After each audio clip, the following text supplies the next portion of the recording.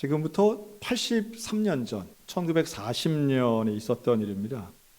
근데 우리에게는 소위 말한 창씨개명이라고 알려져 있는 일본으로부터 강요된 일본식 성명 강요법이 이제 시작이 됐죠. 사실 창씨개명은 많이 들어봐서 제가 아는 단어라고 생각을 했거든요. 근데 이번에 연구를 해보니까 지금도 우리 이름을 바꾸시는 분들이 있죠. 이게 개명입니다. 개명. 이름 바꾸는 건. 간혹 그런 분들 계세요. 그런데 창씨는 뭘까요? 창씨. 창씨라고 하는 개념이 제가 생각했던 것과 좀 다르더라고요. 저는 성을 바꾸는 거 아니야? 라고 생각했는데 그러면 개성이 돼야죠. 성을 바꾸는 게. 그런데 창씨라고 하는 건 창조한다, 만들어낸다 하는 뜻의 창자가 붙어서요. 성을 만드는 겁니다.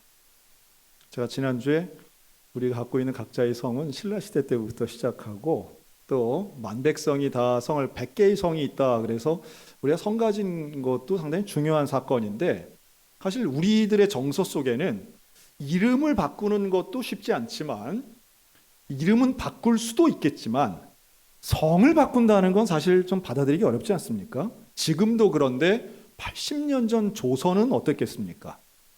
그것도 김씨가 이씨가 되는 게 아니에요. 씨를 만들어내라고 요구한 겁니다. 어떻게 해요? 일본식으로. 일본식 이름은 한자가 최소한 성이 2개 이상입니다. 대부분은 4개가 들어가죠. 그래서 그 4개의 한자를 만들어서 씨를 만들라는 거예요, 성을.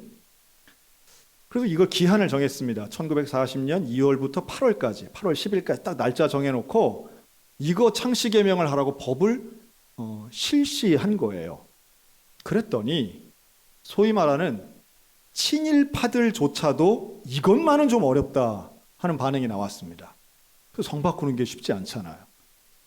다른 건 다 하겠는데 이게 조상이 물려주신 건데 성을 어떻게 바꿉니까? 이제 난리가 난 거죠. 그래서 그 6개월 동안 사실상 창씨개명을 하신 분이 채 7%밖에 안 돼요. 그래서 일제는 할 수 없이 기간을 늘립니다. 1941년 그 다음에 연말까지 창씨개명 다시 기간을 넓혀요. 그리고 1년 동안, 1년 반 동안 열심히 억압합니다. 그렇다고 우리가 바꾸겠나 생각을 하는데요. 놀랍게도 41년 연말이 됐을 때는 공식적으로는 100%, 실제적으로는 80%가 자발적으로 창씨개명을 합니다. 친일이든 반일이든 독립투사든 아니면 지식계층이든 신분에 상관없이 기독교인이든 비기독교인이든 거의 대부분이 창씨개명을 합니다. 조금 죄송하지만 여기 계신 분들의 대부분의 증조할아버지, 고조할아버지들은 했다고 봐야 됩니다. 저희 집안도 다르지 않죠. 다만 우리가 그 이름을 모를 뿐이죠. 자, 근데 어떤 이런 큰 변화가 생겼을까요? 어떻게 해서 그 강력하게 거부하던 분들이 창씨개명을 했을까요? 첫째는 경제적인 압박이 들어왔습니다. 안 하면 어떤 경제활동도 못하도록 한 거죠. 여행도 할 수 없었습니다. 그러나 조선인이 창씨개명을 했던 결정적인 이유를 지금 와서 역사학자들이 뭐라고 보느냐 하면 하나로 모아지던데요. 그건 바로 창씨개명을 안 하면 당신의 자녀들이 교육받을 수 없다라고 하는 지점이었습니다. 학교를 못 다니는 거예요. 여기에서 지식계층들이 양반들이 먼저 앞장서서 창씨개명을 하게 됩니다. 나를 위해서가 아니라 내 자녀들을 위해서였습니다.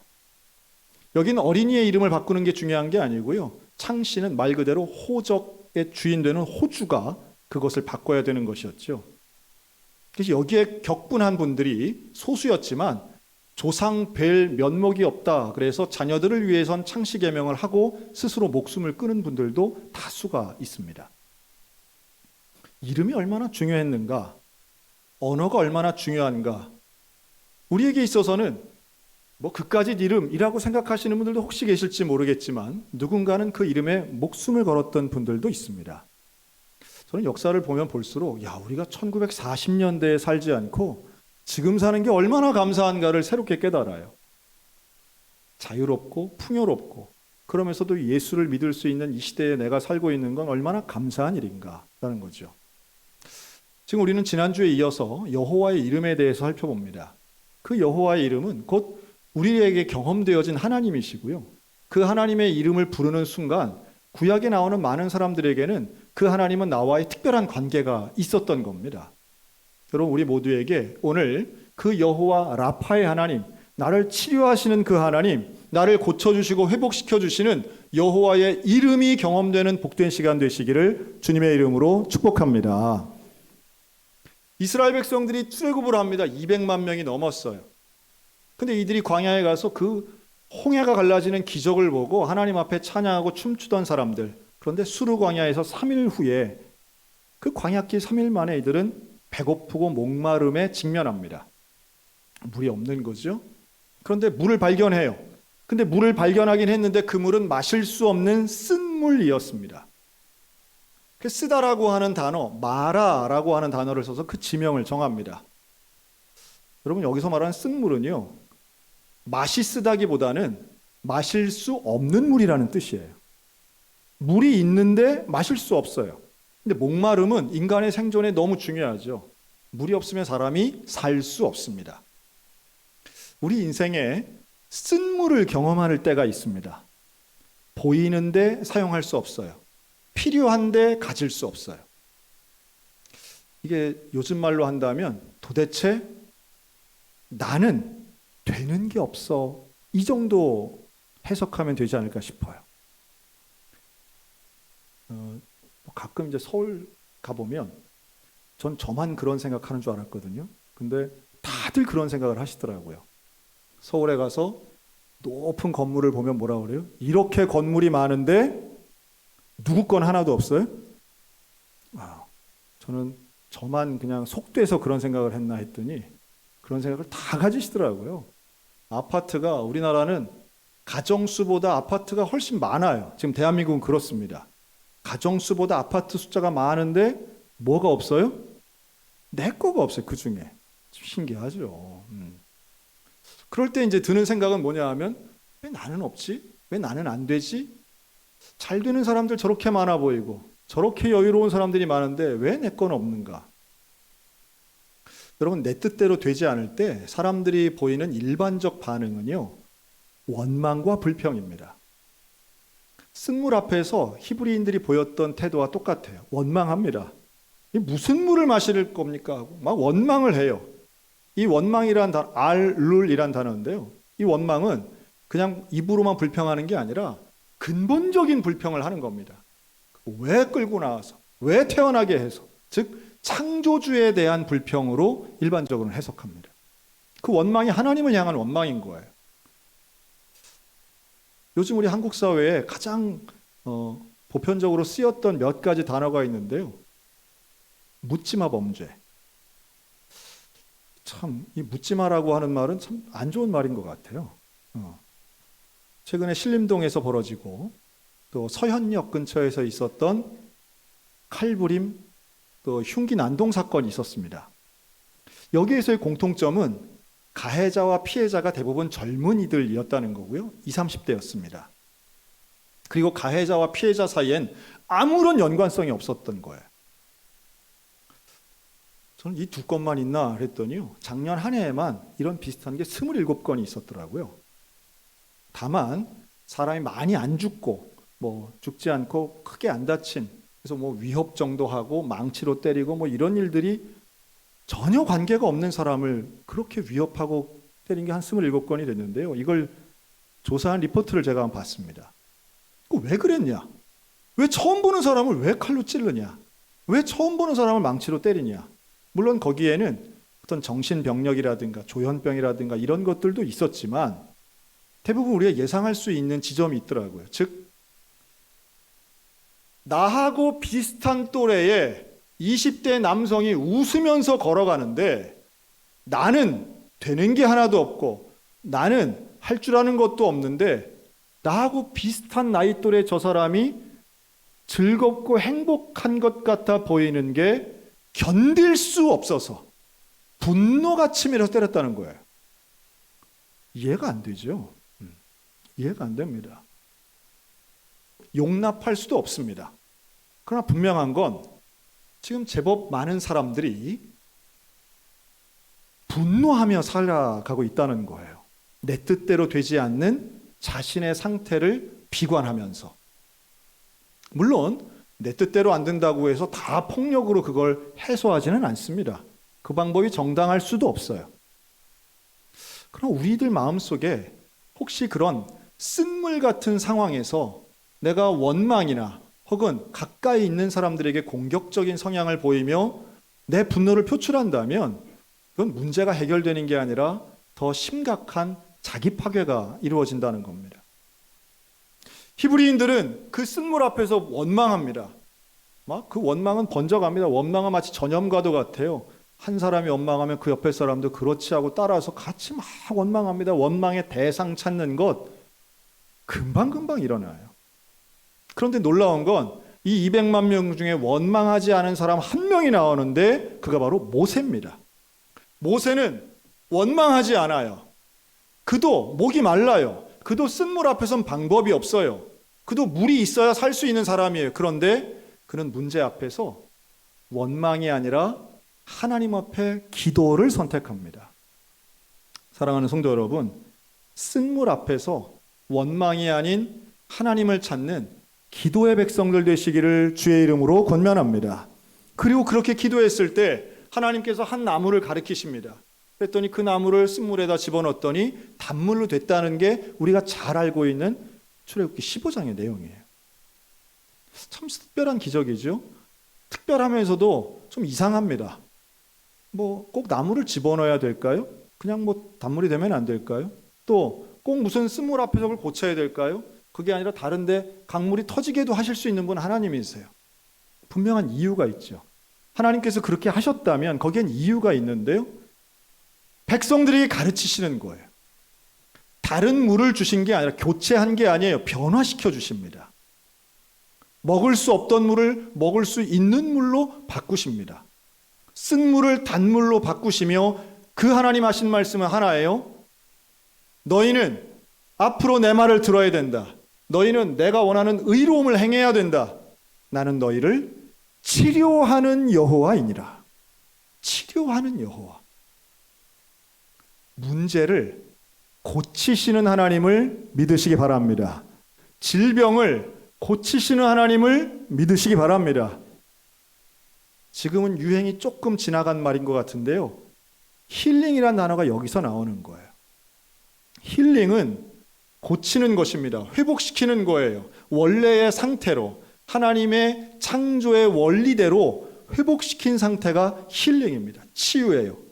오늘 주님은 쓴물을 단물 되게 변화시키시면서 그 고치시는 하나님에 대해 우리에게 말씀하십니다. 여러분, 쓴물 같은 인생의 순간 하나님을 만나게 되면, 여호와 라파의 하나님을 만나면 치유의 역사가 일어나게 될 줄로 믿습니다. 작년 2022년 12월 25일 성탄절 날이었습니다. 60대 초반의 중년 남성이 배가 아파서 병원에 갑니다. 병원에서는 물혹이 발견됩니다. 그러면서 의사 소견은 이거 조금 더 정밀하게 검사해 봐야 됩니다. 추적 정밀 검사해야 됩니다. 라는 소견을 받았어요. 그로부터 4개월 후 4월 달 다시 검사를 받고 세밀하게 조직 검사를 받았을 때 일주일 후의 검사 결과는 간암으로 나왔습니다. 여러분들 잘 아시는 신덕근 장로님 이야기입니다. 그러나 누구든 암 판정을 받는 그 순간 인생이 변화됩니다. 달라져요.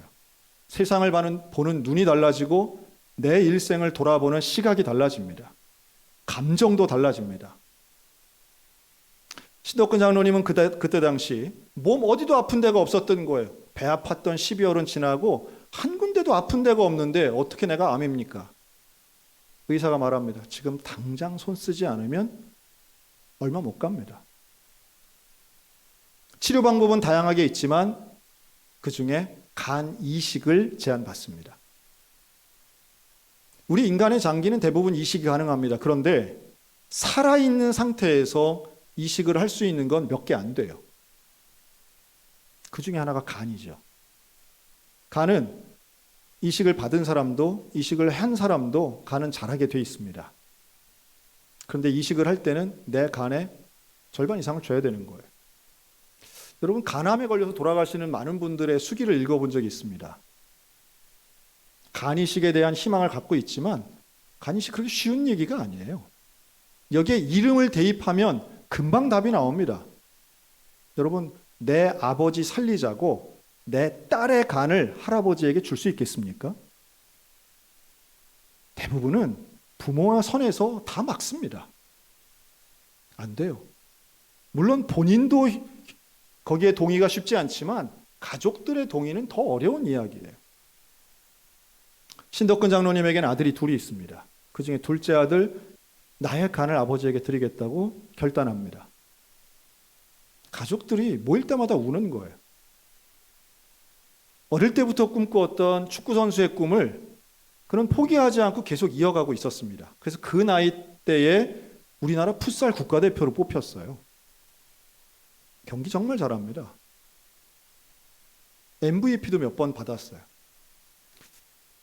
그런데 간이식을 하게 되면 그 생활 끝내야 되는 겁니다.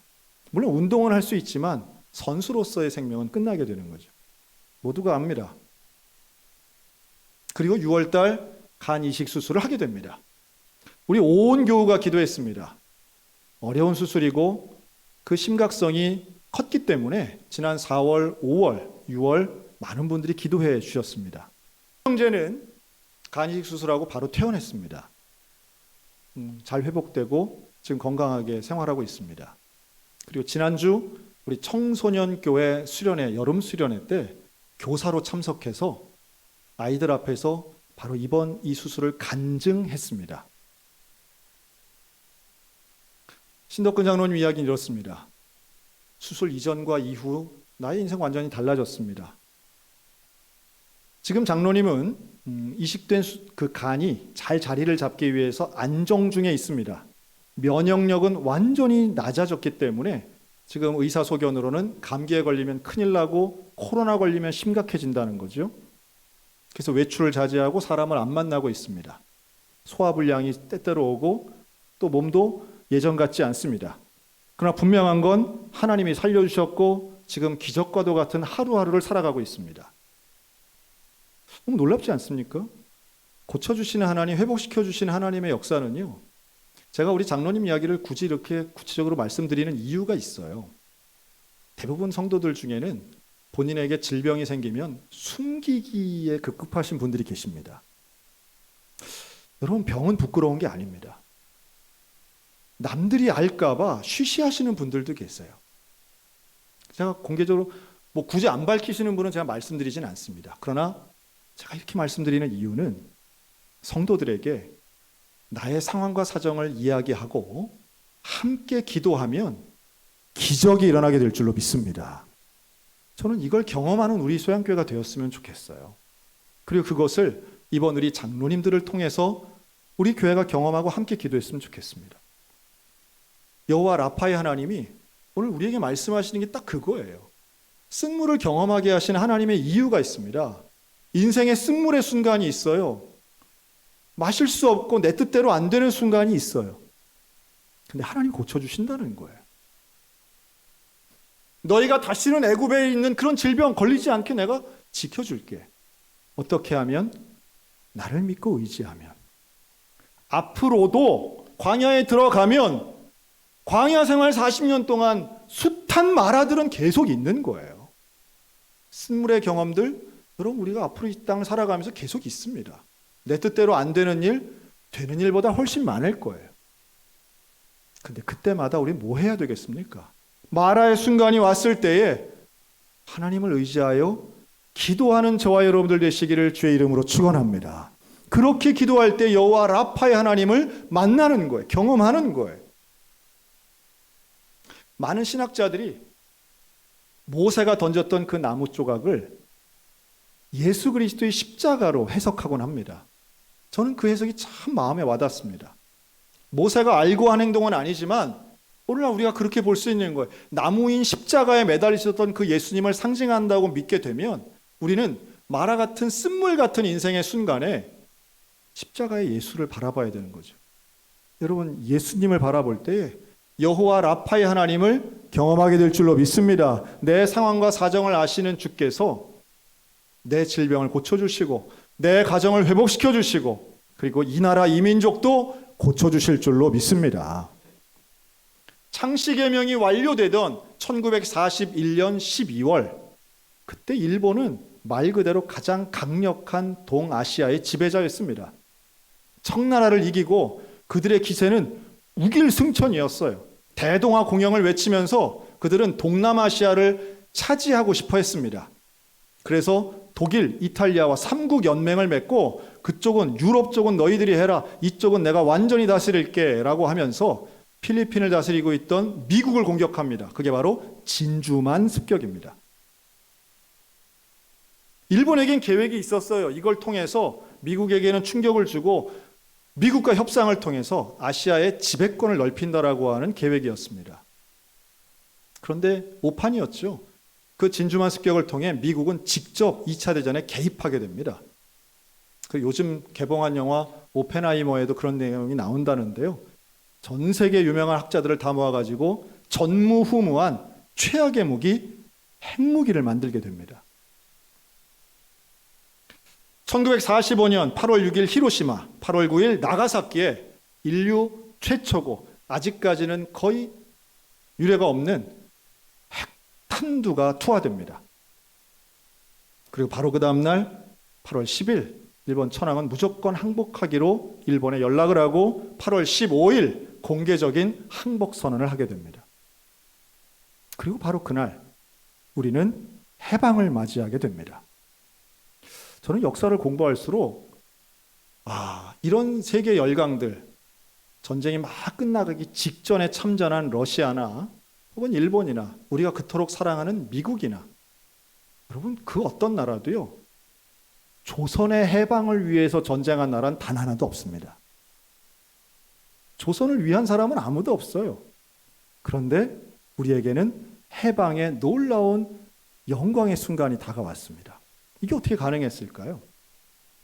아마도 창씨개명의 법정 완료일인 1941년 12월부터 3년 8개월 후에 해방이 된다는 걸 알았다면 아마 조금 더 참지 않았을까요? 하나님의 역사는 아무도 모르는 그 순간 분명히 일하고 계시는 하나님, 회복시키시는 하나님, 쓴물을 단물로 만드신 하나님, 일제의 치하를 해방으로 만드신 여호와 라파의 하나님께서 우리 민족을 고쳐주신 줄로 믿습니다. 누군가 기도했기 때문이라고 저는 믿습니다. 당시에 폐쇄되었던 우리 성결교회도 조국의 해방을 위하여 열심히 기도했고 많은 사람들이 특별히 창씨 개명은 했을지라도 우리 기독교인들이 포기하지 않고 기도했으며 일하시는 하나님, 은혜의 하나님께서 이 민족을 치유하신 줄로 믿습니다. 그렇다면 오늘 우리들 그 여호와 라파의 하나님을 믿음으로 붙잡고 우리도 기도해야죠.